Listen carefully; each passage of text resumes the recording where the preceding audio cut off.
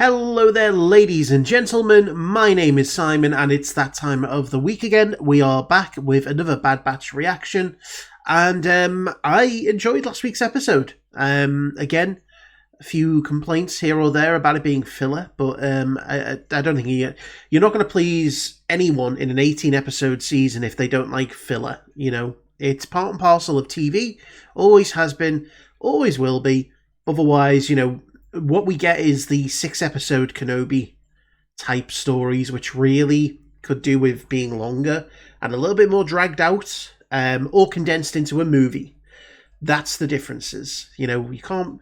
Unfortunately, there's nothing that really works in between. So, you know, we have to live with the realization that filler is a part of, you know, TV. And in some cases, it can be really good. I really enjoyed last week's episode. It was very much like an Indiana Jones kind of adventure. You know, we got to see this really cool, like, mech Zillo Beast. Although I'm fairly certain it's not modeled after the Zillo Beast. But, you know, it could always tie into other stuff. It could give us a bit more of a, you know, an interesting look into the past of the galaxy. And, you know, it was just quite a fun episode, you know. Kind of had like elements of Indiana Jones, elements of The Hobbit. You know, there's a nice kind of adventure feel to it. You know, and we'll get plenty of, you know, action and story going forward. One thing I do hope we get a little bit of in this episode is Crosshair, because we've only had one episode that's focused on him so far. And last night I went back and watched the first episode again, the sort of hour and a bit long premiere from the first season. And it's strange to see how far, you know, the group have come. You know, at that point, it was still the Republic. It was Order 66, you know, and, you know, Crosshair's still a part of the group, which feels a bit strange. But even then, you know, it's like you can see some of the elements of his character that leads him to breaking away. And it's, you know, it's just interesting to go back and recognize these things sometimes. So yeah, that's pretty cool. Anyway, I'll keep this intro short because it's Wednesday morning. I'm still waking up. And yeah, let's jump into the episode. Ooh, that's an interesting looking spaceport.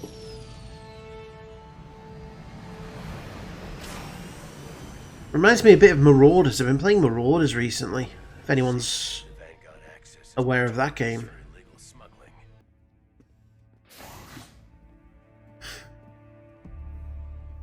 Oh, this is an old droid station. The Vanguard, they called it. Your assurance is meaningless. Check each one. Uh-oh. It's so weird to see them doing dealings with droids, you know, given their history and everything. I don't like it. Yeah, me neither. It's full of clankers. I'll prep the ship.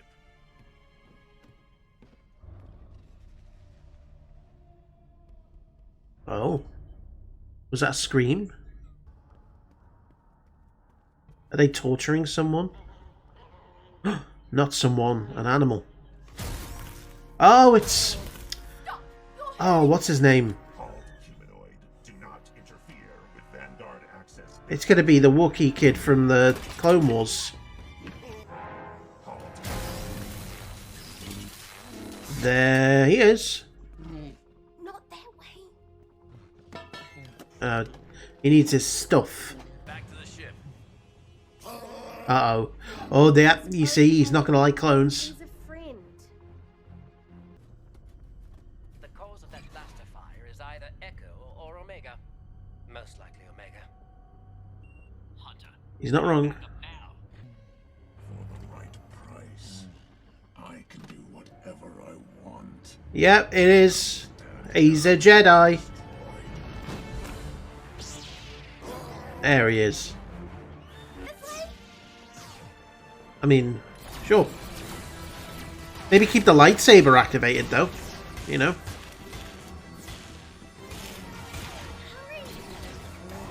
He doesn't know whether he can trust the clones. He still needs to eat.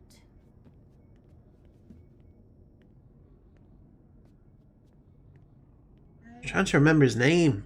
Here, you look hungry. Hunter's telling the truth. You don't have to be afraid of us. It's okay. Now here, Eat. eat this weird looking food. My Wookiee's a little rusty, but I think he says his name is Gunji. Gunji, that was it. Been a while since we've been to Kashyyyk. Imagine why they were there the last time. A little bit of Battlefront action. Outposts there by now. We don't know if it's safe for him. And slavery. Yeah, Kashyyyk right now is probably not the place you want to go.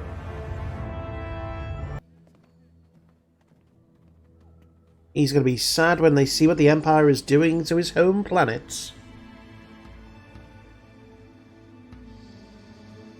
Do you think we'll get a Lumpy cameo? Are they webs? They're webs. Okay. Immediately, do not like this. What the hell is that? They're swarming us.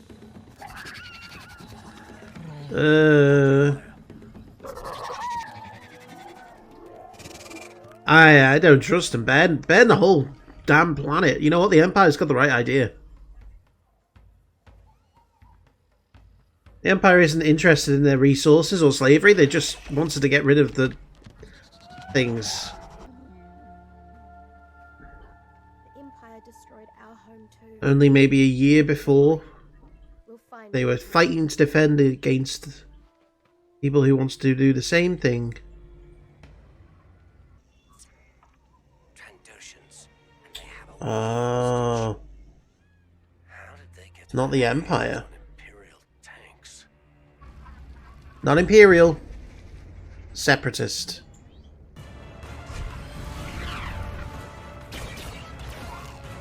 There you go. There you go.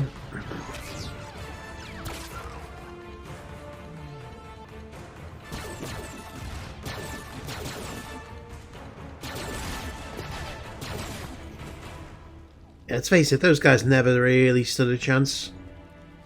Clone Force 99 and a Jedi? May as well be an army. Oh, wow. Oh my god, look at the ears on that thing. The Wookiees still look weird in animation. Like, wait, Gunji? He doesn't look too bad. But like the really kind of thin heads looks a bit weird. Her name is Yana. She appears to be leading them. We are returning him to his homeworld, but he doesn't know what village he's from. He was taken at a young age. Oh, so the Empire is working with the Trandoshans. Yeah, a bit strange they're working with the Trandoshans. I wonder how that's mutually beneficial to the Empire.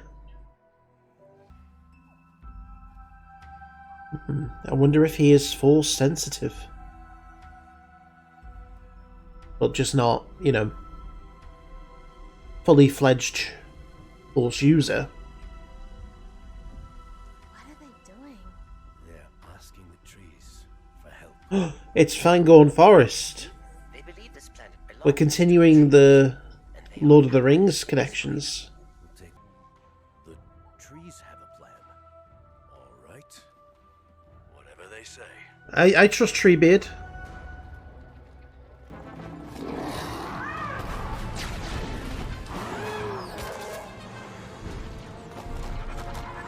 Damn, those beasts are cool. Stick to the plan.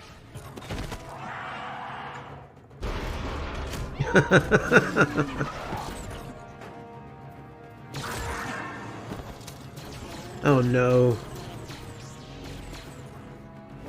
He's getting mad. Oh, it's the spiders. The spider things.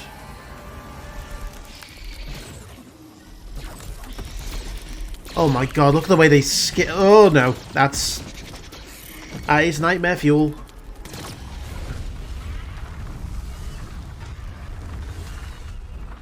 He's going to start a forest fire. Yeah, well done, buddy. You've just locked yourself in. Nice. Oh, yes. What? What? Ah, I thought they were going to fight alongside him. Eat him! Tear him apart!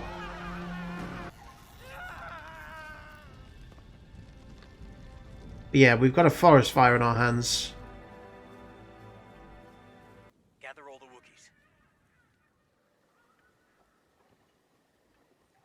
So, I mean, that guy was not smart because he essentially encircled himself in fire in a forest, leaving him no escape route. You know, I could get used to this. Not bad. Or is it like pulp from a tree or something? Or I don't know. As this child has found his new home, perhaps one day we all will find a new path. Well, Hopefully, that's a nice story ending for Gunji. from war. Okay, so that was a nice kind of rounding off of a story for Gunji there. You know, a very rare win for a Jedi character. And you can see Zuko down here in the background, trying to ruin what is his chair at the moment. I've only ever sat on that chair once, and then he claimed it.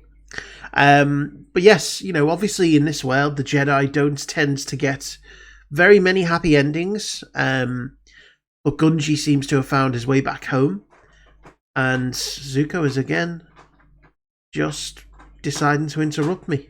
Zuko, yeah, I see you. I see you. He was sitting, I don't know if you saw on the reaction, but he was sitting down here the entire time, demanding to be pet, as he does. When I'm doing nothing of interest, he doesn't want to know me, but as soon as I'm doing something that requires attention away from him, he's desperate for me to pay attention to him. But yes, you know, again, Gunji finding his way back to Kashyyyk, and it's weird because, you know, this show is taking place at the very beginning of that transition from the Republic to the Empire. And, you know, I think story-wise, we're probably about 6 months to a year into it at this point, since Order 66. And, you know, it's one of those where it's not that far off since the clones were on Kashyyyk fighting against the Separatists, who were they themselves, you know, the ones trying to do the deforestation and trying to, you know, supplant the Wookiees from their natural habitat. And at least in, you know, what we can assume is the established canon, certainly from the likes of, you know, Jedi Fallen Order, which, by the way, the new game's been set back 6 weeks, for those who haven't seen. You know, we know that the Empire takes a firmer grip of Kashyyyk, and that planet is going to go through some harsh times. But Gunji himself is an interesting addition to the show, because I'm sure, as most of you will have seen in the Clone Wars, you know, he is one of the Padawan from the episode where Yoda takes them to Ilum, which, again, Ilum being Starkiller Base is a weird one. To get their Kyber crystals, you know, it features David Tennant as the voice of the robot on the ship, the droid. And, you know, it's a nice episode to see how young Padawan would go about, you know, finding their crystals, going on like a Jedi trial. And so, you know, he's clearly had a tough time of it, but he's grown up a little bit since then. And yeah, it's kind of like a nice feel-good story. You know, I'm glad that for once the nasty spider beasts weren't, you know, attacking the good guys. But it was interesting that the Trandoshan's worked in conjunction with the Empire. Whether that's because, you know, the Empire is still consolidating its power, and so doesn't quite have the resources to, you know, try and, you know, control every planet that they want to, so they bring in some outside help. Because, you know, later on there's no sign of the Trandosians necessarily. It's very much an Empire-driven operation. But Trandosians, you know, they are the experts in slavery. They are, you know, the experts in hunting. You know, it's one of those where it's like, you can see why they would want to work together. Because, you know, I think in one version of the canon, Wookiees were abducted to work on the Death Star. And I don't know if that is still canon. I think in this canon it might have been Geonosians at one point, and then I think they've switched it, because obviously we've seen in Andor that it's partially built by droids as well. So, you know, I don't know where official canon lies at the moment, but at one point Wookiees were taken as slaves to work on the Death Star. But again, that could be different now. I don't tend to follow official canon too strongly. So, you know, that could be one reason why they want to be abducted. Obviously, we know another reason is their prowess, because, you know, they are taken and they're used in gladiatorial arenas. You know, we've seen with Black Chrysanthemum, as an example, that he used to be a gladiator, the Wookiee that shows up in the Book of Boba Fett. So, you know, they have a lot of desirable attributes that would make them, you know, prone to being targeted by slavers. And, you know, here, you know, we see their homeworld under siege, and so there is a whole fight to go on there. And it was nice to be back, but it's just strange because, you know, 1 minute you're watching, and certainly if you've played the Battlefront games, you know, a lot of the action, you know, certainly one of the maps is Kashyyyk, and you know, it's just weird to see how, and think of how the Republic is now the bad guys in that scenario. But yeah, decent episode. It was a decent episode. I loved some of the alien designs in terms of the beasts. You know, you had that kind of big hybrid of like almost a monkey and a lion. It had these big, massive ears. You know, it was really nimble and, you know, able to climb the trees and all that. But it had the ferocity and the sort of lion-like design. You know, those things I really enjoy seeing, you know, from time to time, because it gives you a sense of, you know, an alien world, because things are a little bit different. You know, like the spider things did. They weren't quite spiders, you know. They were a little bit of a weird, you know, hybrid of spiders and something else. But, you know, it's nice just to see. I hope next week's episode we do get to see Crosshair in the Empire, because I feel like it's important for us to keep in touch with what's going on that side, because it's very easy to kind of lose focus on, you know, what, you know, Rampart is doing, and, you know, we haven't really heard anything more from Cody.